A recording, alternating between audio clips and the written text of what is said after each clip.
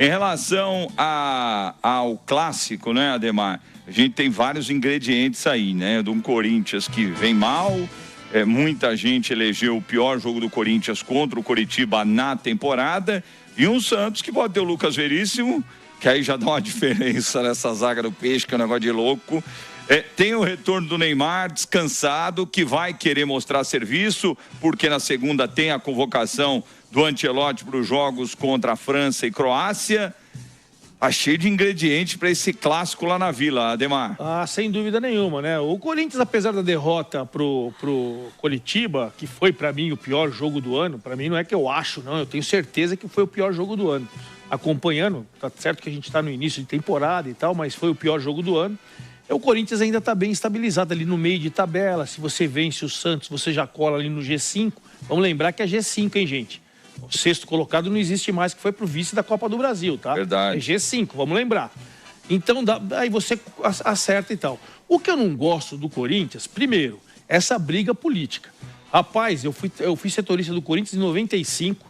O Corinthians fez a final com o Palmeiras brasileiro. O Romeu Tuma Júnior era o vice-presidente de futebol do Dualib. Agora o Romeu Tuma Júnior, em 2026, agora é presidente do conselho, toda hora briga com o presidente e não gostava do presidente anterior, já se candidatou, já perdeu, e tá sempre ali. Cara, essa turbulência... Mais de 30 anos. Essa turbulência há 30 anos, gente. Isso aí não existe, cara.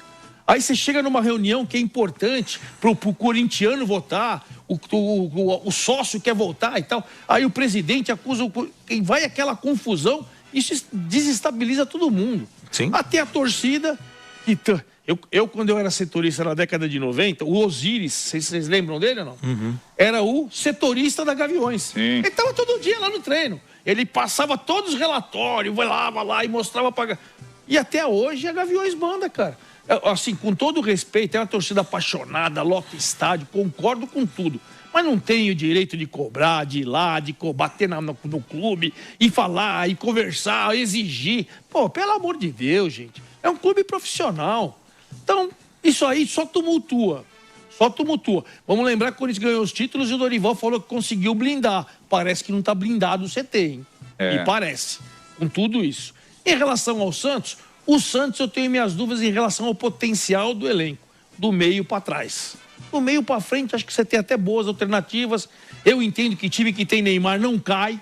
O Santos não é candidato a rebaixamento, mas também não é candidato a G5, na minha opinião. Agora, o Lucas Veríssimo traz um ganho espetacular, o Neymar inteiro é um diferencial, e por isso que eu coloquei aí, para mim, um certo favoritismo para o Santos no clássico de domingo. Legal. Celso Cardoso vai falar só um ponto desse negócio de torcida organizada que eu vou falar para vocês.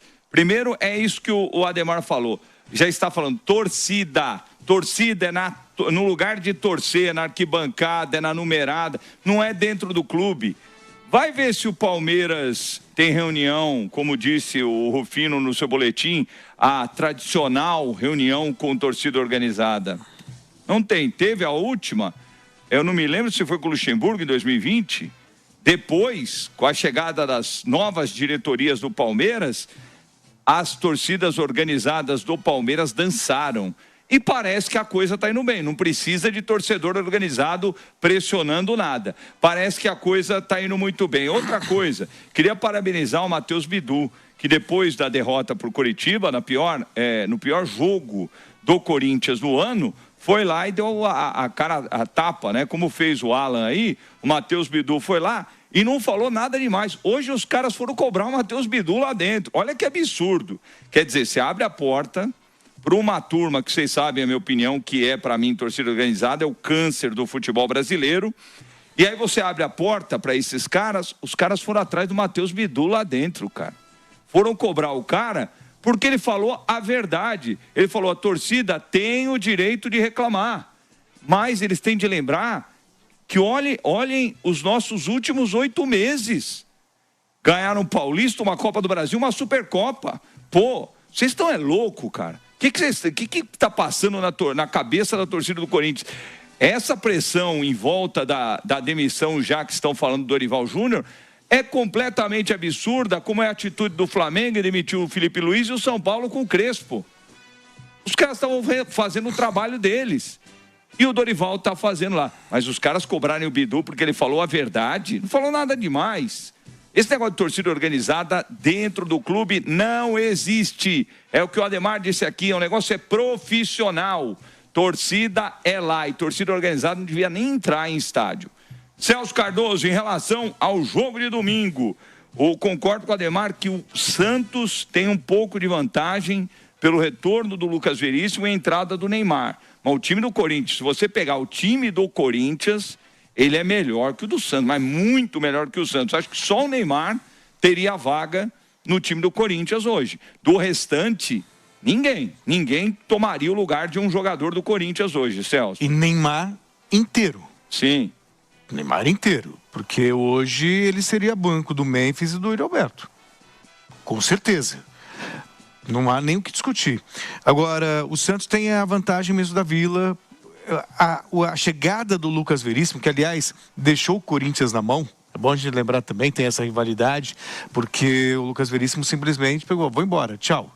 Largou o Corinthians, foi para o exterior e agora volta justamente contra o Corinthians. Olha o que é o destino. Mas ele chega para trazer um peso para o setor mais vulnerável do Santos. O setor defensivo do Santos é o mais vulnerável. É o ponto mais fraco. Escapou de tomar uma goleada do Mirassol lá em Mirassol. A justiça no futebol, se existisse, seria uma goleada no Mirassol sobre o Santos. O Santos achou um empate, achou um gol com o Gabigol e depois o pênalti que ele mesmo sofreu. Agora o Corinthians, eu também concordo contigo, jogando o que sabe, escolhendo o jogo certo, que o Corinthians, essa história mesmo, escolheu o jogo para jogar. Se o Corinthians jogar o que sabe, o Corinthians vence o Santos. Mas eu disse aqui no começo, né, Vero palpite, eu acho que tem cara de empate esse jogo. E sobre torcida organizada, o Weber, assim, e a confusão política, quando um clube tem um dono, é um cara que manda, é um cara que faz a gestão, ele erra, ele acerta e ele é o responsável. Quando é clube, todo mundo quer dar pitaco, todo mundo quer assumir, todo mundo manda, todo mundo briga e ninguém tem razão.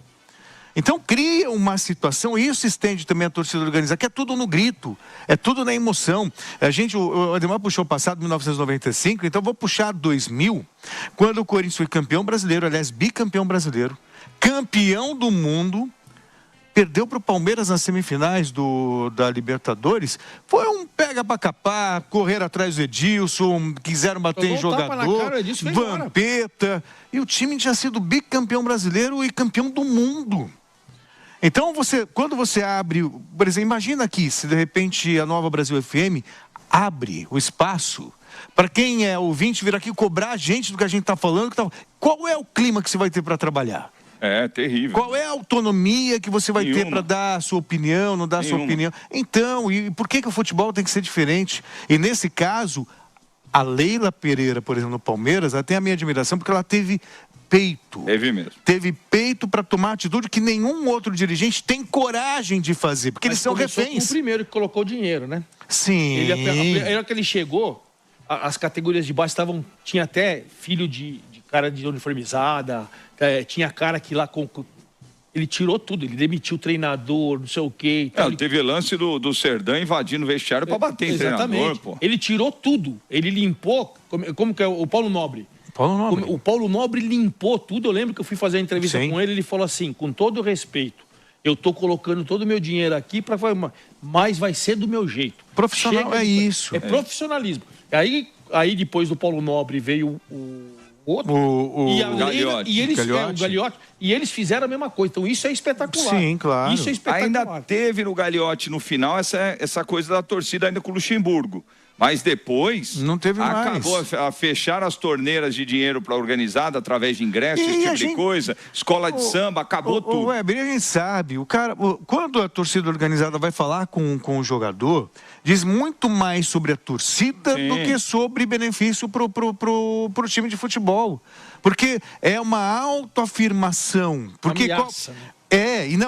Olha como nós somos influentes no clube, olha como nós somos temidos no E clube. se o Corinthians ganha domingo, esses idiotas vão achar que eles que foram exatamente. os causadores do que deu certo. Não tem, você vai falar pro cara, pô, joga bola. Todo mundo sabe que tem que jogar bola. Então, o problema, a questão é a intimidação. Ó, joga bola, porque senão o bicho vai pegar. Gente, é difícil de... Não, constrangedor. Assim. Você imagina hoje pro Matheus Bidu lá dentro. Claro. Os caras foram no Matheus Bidu. E ele tá errado. Pô, Corinthians ganhou uma Copa do Brasil, ganhou Supercopa, ganhou Paulista. Ou seja, o cara não pode ser sincero. O futebol tá querendo provocar todo mundo, seja o quê? Um robô mentiroso. Ou político. Não, e tem gente ainda que defende, tem que ser político mesmo, não, tem que ser verdadeiro.